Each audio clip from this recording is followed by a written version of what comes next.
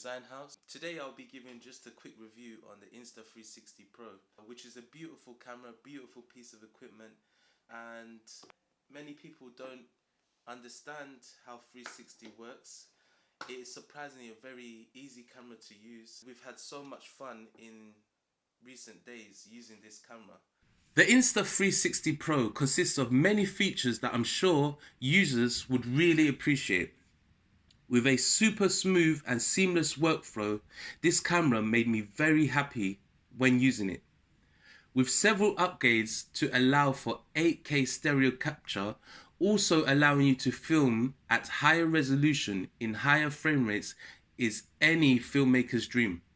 Surpassing many of my expectations, the dual antennas enhance the GPS and Wi-Fi connections, with recent modifications that enable you to record to 6 micro SD cards for faster bitrate recording. The in-camera stabilization is amazing. Though I was using the camera on a tripod on a windy day, you can capture smooth shots with no hassle. The 9-axis stabilization gyro really comes into great effect. The fast sight transmission enables you to view live capture in camera from greater distances. The Insta360 team, which also is a great, time to mention, is a Chinese company headquartered in Shenzhen with offices in Tokyo and Los Angeles. When I was using the wireless transmission, this feature was, had some lag when I was using it through my phone, which is why I think the team has since implemented the fast sight transmission device that you can use in hand with the Insta360 Pro. My experience when trying to direct film using the Wi-Fi live capture, live streaming, was a little bit difficult, with the lag that was going on, but this was still an amazing experience. When I come to using the camera again, I will be sure to use the fast sight transmission receiver, because I'm sure this will make a much better experience, and it will be easier for me to direct whatever I'm creating. When I was filming, I used an external SSD drive, which for me was no problem at all. I didn't have to worry about running out of space.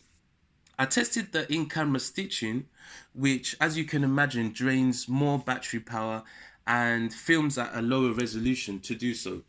But it is still a great feature, especially if you're wanting to churn out content quickly.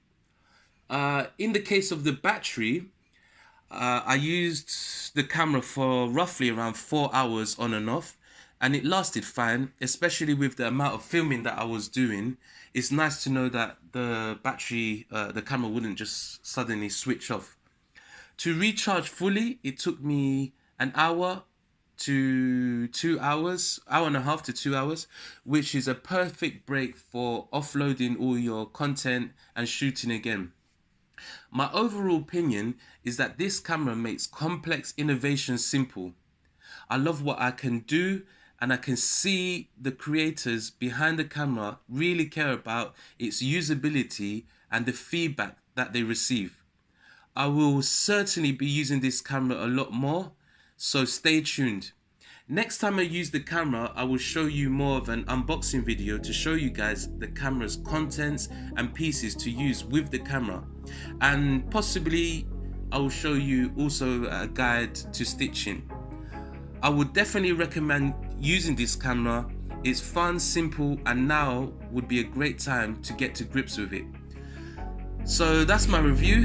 Let me know what you think in the comments below.